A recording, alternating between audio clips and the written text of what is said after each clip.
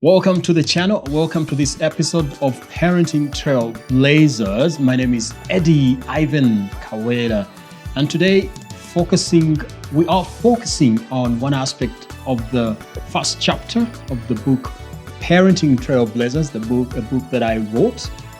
And this particular focus on the chapter has many other emphases, and the chapter is titled Essential Foundations for Nurturing Trailblazers. This particular focus is on nurturing the heart of children, and the title is Focus on Nurturing Their Heart and Shaping Their Character. Dear parent, guardian, and anyone taking care of loved ones, young children, older children, I believe strongly that if we are going to have any meaningful impact on the lives of children, we must focus on the state, on the condition of their heart. We must ensure that we target their inner man, their inner woman, their inner person, and understand their inclination. Are they inclining toward good, or are they inclining toward bad or evil? And so this is really based on the presupposition that man is not generally good, like we are all being told. Oh, they're sweet little cuties, little angels and all. This attention to the heart in parenting is a realization that man is not necessarily naturally good, that man has gotten evil challenges from those of us who believe in the biblical story of creation. From the time things went bad in the Garden of Eden, man has just not been good, and their heart is normally not inclined to that which is for the benefit of others. Man's heart is normally inclined to that which is wrong, to that which is selfish, to that which is violent and rude, to that which is pessimistic. So that's where the heart of man normally gravitates to.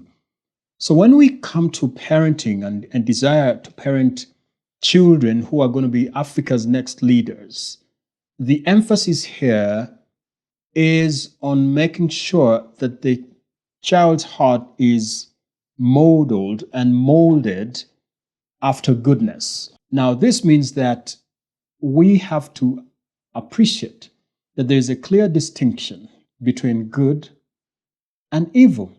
And that's the whole purpose of this foundational part of the book. Why did I start with this aspect of the heart when I was writing the book on parenting? Because the heart eventually really determines all the other aspects of the human being. The heart is the software of the human being that literally runs the entire hardware of the person.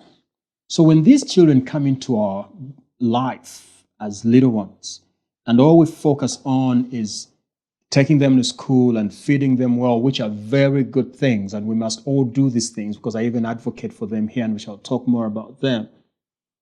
But when we ignore the heart, then we have not helped the software.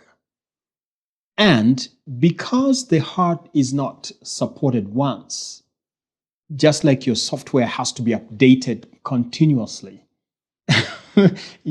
just like your software in your phone, in your computer has to be updated continually, so must we start on a journey that is never going to end until life ends for the individual, of nurturing the child's heart. But we must be intentional, but we must start somewhere. We cannot pretend that the child is good because they are so cute and pretty. Yeah, I know you've got some very pretty children, some very handsome boys. They look really gorgeous, and I've watched some of your children. But let me tell you, their hearts are not as gorgeous as the faces you see. their hearts are quickly tuned or naturally tuned to the wrong and the evil that the world presents, that the world has. So, my duty as a parent who wants to establish an Africa where there is less corruption, where there is less stealing of resources, which is really corruption, less murder of innocent victims, less injustice of all sorts, I must train my child or our children to ensure that their heart bends toward that which is good. Now, of course, even in the African context, just like in much of the world, we may have some slight divergency when it comes to what we consider as correct or as right. For example, some people think that if you circumcise some group of people, that's a good thing. Other people think it's a taboo, especially where some communities in Africa even feel that they should circumcise girls and mutilate their private parts. And other people think that should never be heard of. Yet some people believe it's good. So why are there those areas where good and bad is subjective? Even here on the African continent, even with that example that I've just given you, yet we understand that there are some aspects which are universally regarded as wrong, unacceptable, and should not be encouraged in human life. Things like stealing. You do not take what is not yours. You do not take somebody's property and you say, I have done good. Somebody who never stole from you, and even if they stole from you, you don't steal from them because you too have done what will be considered wrong before the courts of law or before the courts of public opinion. So that is wrong. We know, for example, that lying is just wrong. We don't lie universally. When you tell a lie that is not protecting a life, but it's just a selfish lie, we know that that's wrong. Okay, we know that that's unacceptable.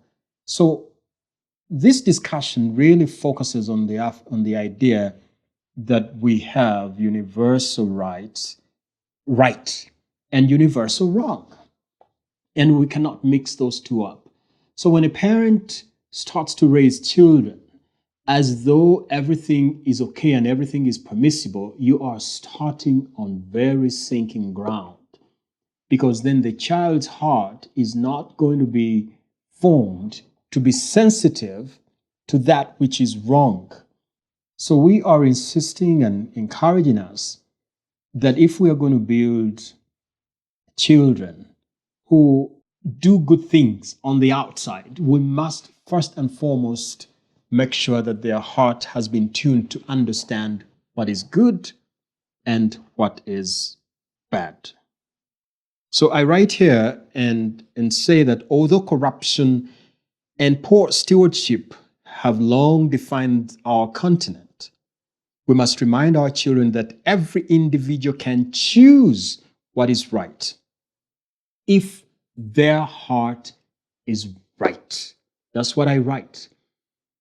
You cannot choose what is right if your heart is wrong. Oh, you can say, but how many bad people have been doing good things? It's true. There is a phenomenon called being God's image bearers, where everyone who has ever been brought on the face of the earth was created by God in his image. And even though eventually we have what we call the fall, where mankind rebels against God, and as a result, all of us inherently become evil, yet we know that there's some semblance of good by virtue of carrying God's image that runs through every person. So you will see a man or a woman who is evil, a witch, but doing good things, doing aspects that are relatively and reasonably good. And those we say that it's because they are possessing the image that comes from God. Yet, consistency in doing right will only be possible. Consistency in choosing right will only be possible when the person has got a right heart. That's right. Consistency in doing right will only be possible when the individual has got the right heart. And ultimately, we know that the right heart cannot be necessarily formed by just human effort or trying so hard to be right or trying so hard to be good. And we'll be talking more about that later. But we have to establish the philosophical reality that we're not going to be able to do good if our heart is wrong, if our heart is not good.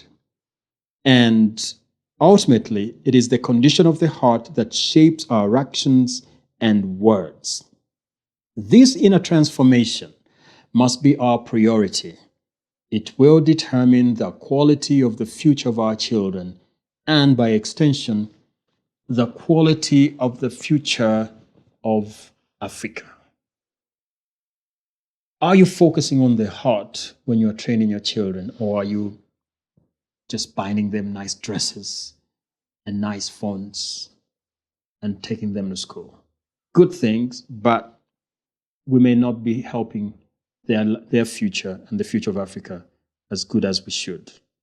Nurturing the heart here means building a sound connection with the inner self through introspection, accountability, and genuine remorse.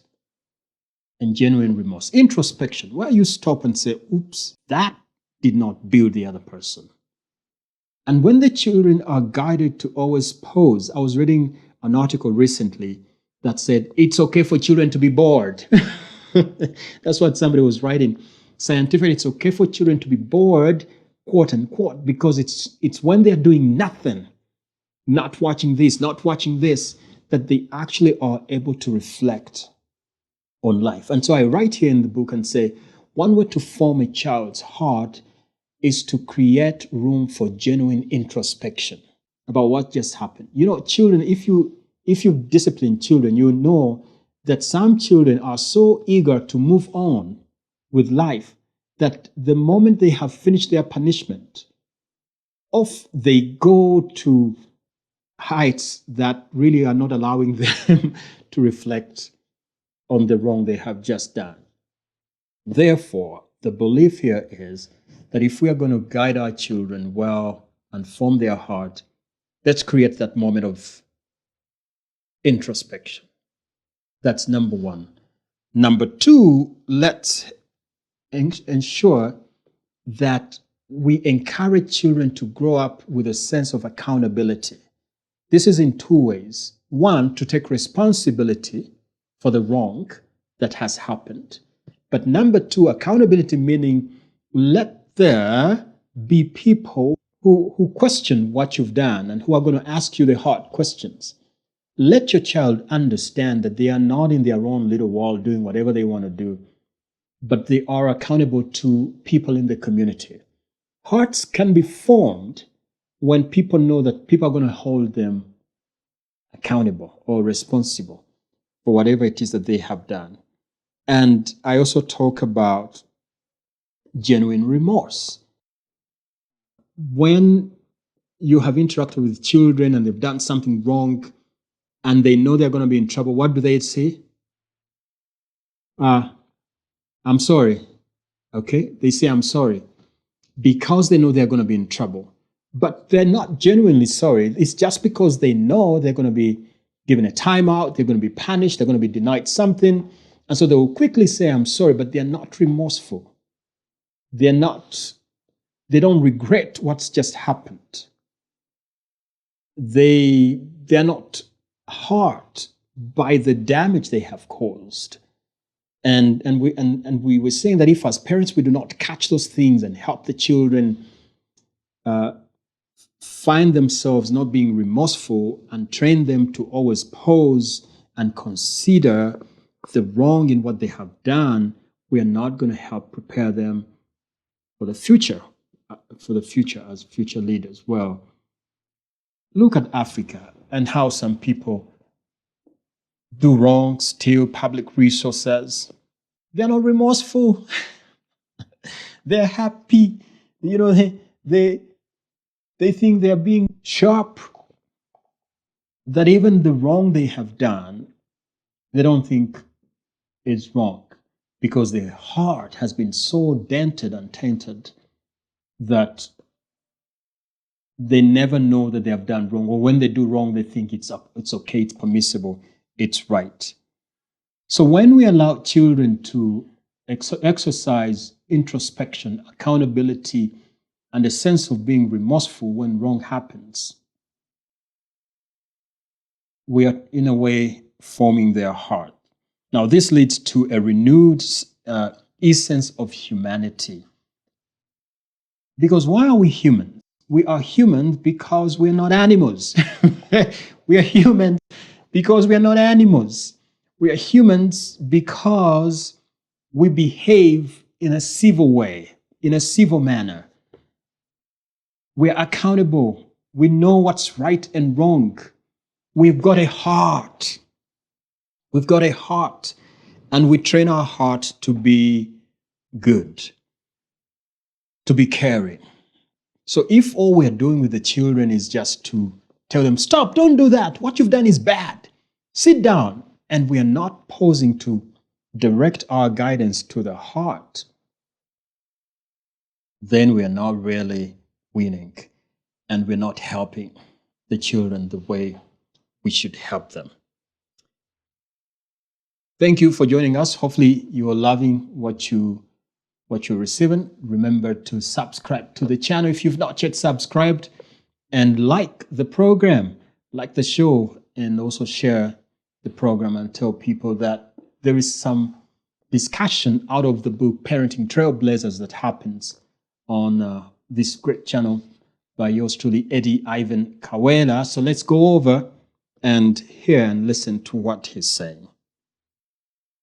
So we're talking about a renewed sense of humanity. One, I write, that's driven by a hunger for goodness and a love for others. And a love for others. That's what we're talking about. How many people really are not hungry for the good of others? How many people are just so eager to get the best for themselves? And I see it everywhere in life, even in so-called spiritual circles, where people are seeking of how to be the best this, selfishly, really, without thinking of who to help and who to support, or which young man to sit down and talk with, but just thinking about how much more to gain for myself, for my self-gratification and all that. So this transformation of the heart, achieved through spiritual focus and self-sacrifice, cultivates attitudes, actions, and words grounded in service. That's what we're really pointing toward, dear friend, dear parent. One of Africa's biggest challenges is that we do not serve each other. We serve our stomachs, we serve our immediate families. We do all we can do to ensure that everything is about us and those people we call our people, and never the greater good of everyone. Why? Because our heart is in the wrong place. Our heart is inclined to not thinking about other people, but only thinking about us and only us. So as we talk to these children about aspects of the heart, one of the things we are pointing toward regarding them is that they will grow up to serve and think about other people and place other people before them and consider other people as more important or as important as they are. Because I'm not trying to say that for you to think other people are important, you put yourself down as unimportant, but rather you understand that not only is your primary duty to serve another, but also to think that those people have genuine worth and value, and they must be served. Because you cannot serve somebody who you think is not more important or valuable probably than you are, or like you. And we'll be talking about service later on in this book. The book covers several aspects of parenting and of life.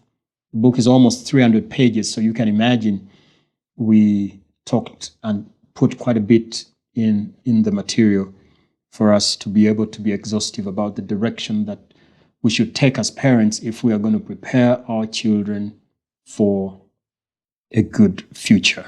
When I was writing the book, I did not want to just write my own thoughts, although I write a lot of my own ideas and experiential living. Yet, I also sought researched approach to effective parenting. Research that is based in Africa, about Africans and for Africans, but also research that goes beyond the continent. Because parenting is a universal concept. It's just that it has to be contextualized for the need of the continent. In Africa, we cannot parent like everyone is parenting in the whole world. Our problems are unique. Our problems, Africa's problems are unique. Yes, essentially it's a problem of the heart, but the reality on the ground is different. Our people have low self-esteem. Our people are always thinking of going abroad. Our people don't have enough income to support their loved ones. Our people don't have good health facilities, and so on and so forth. And we're still building all those things. A quarter of a century into the 21st century, we are still building all those things. So if we're going to parent leaders of tomorrow for Africa, we cannot just talk about things as the rest of the world talks about them. We have to be very contextual.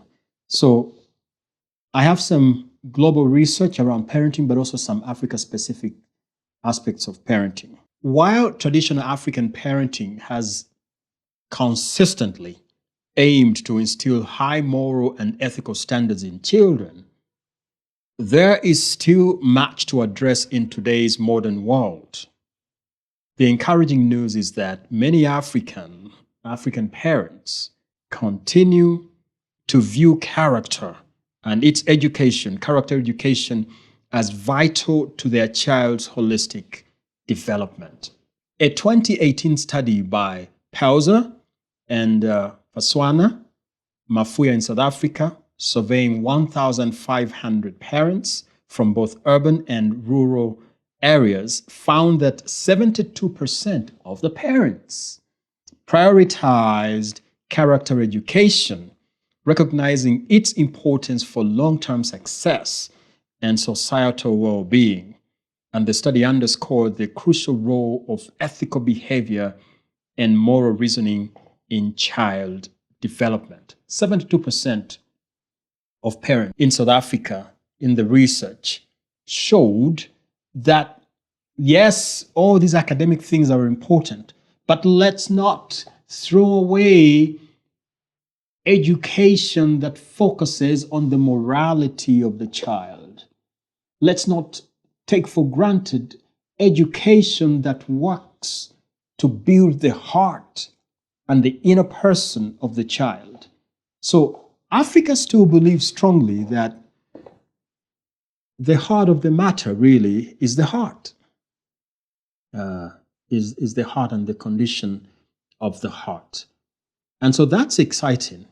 And so, dear parent, if you have been trying to think differently, there is research here which really shows that many of the parents in Africa still think that manners, character are good things that we should be inculcating in our education system, and not just trying to get our kids to know how to code and manipulate AI and do all these good things, which are good, but rather that we have to start by emphasizing the heart of the child.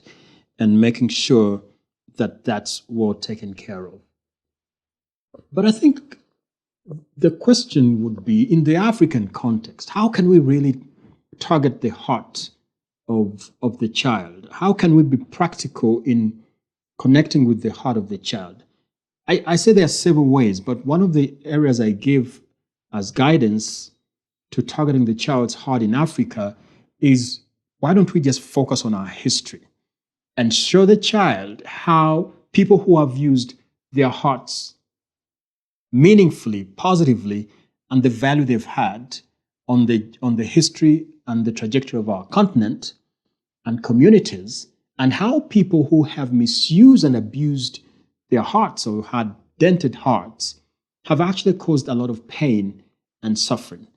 And I write here and say that this may include openly discussing the painful history of slavery, for example, where many Africans were kidnapped, often with the involvement of African leaders working with foreign traders.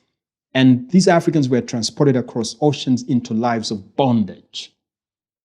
So I say we can talk about that some of our African leaders literally connived and worked with the foreign invaders. And our people were always, grabbed in the communities, in the villages, and chained. Can you imagine that we have a chief on the village, in the community, and they are saying, take that man, take that woman as slaves? What type of heart did that chief have? Didn't their parents groom that chief to know that there is right and wrong, and to understand how we ought to respect human life? Now, I'm not saying that all slavery was a result of cooperation of Africans with the slave traders.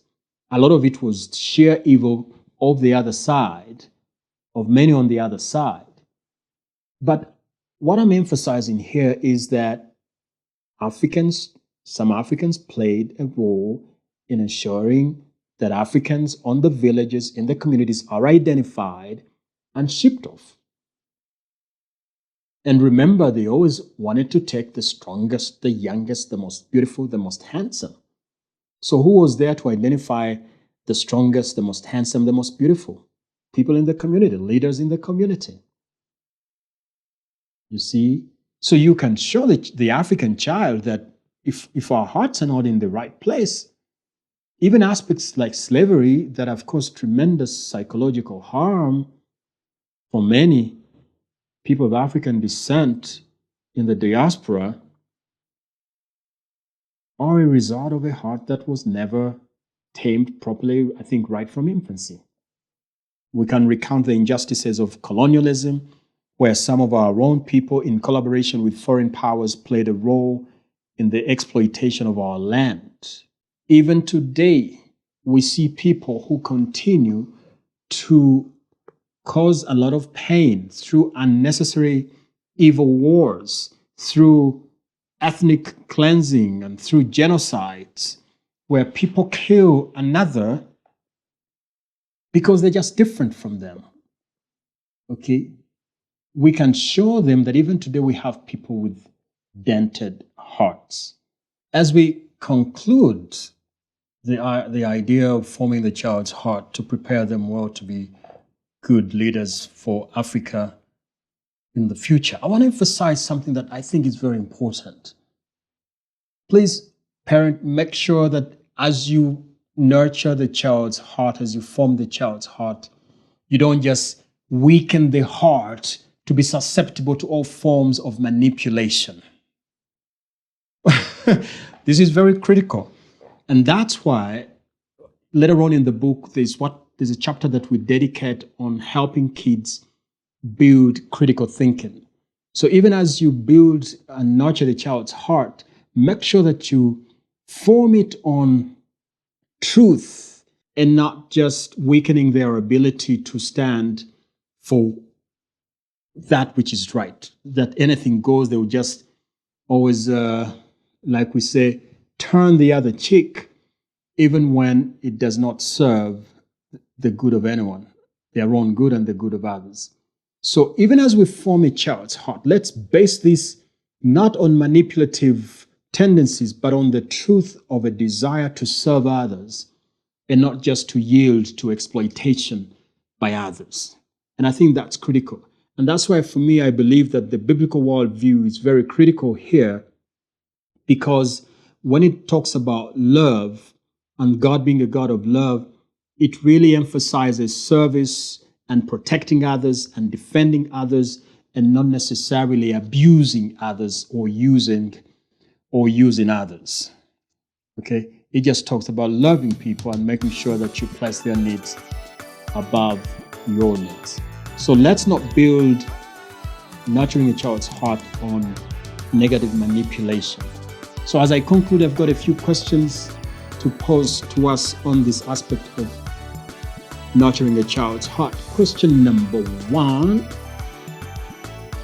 How intentional are you in shaping your child's character through everyday interactions, ensuring they understand the difference between right and wrong?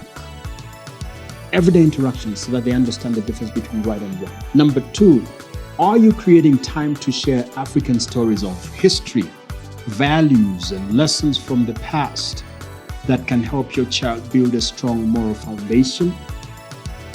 And number 3, what spiritual teachings and practices are you exposing your child to, and how do you balance this with encouraging critical thinking to avoid manipulation?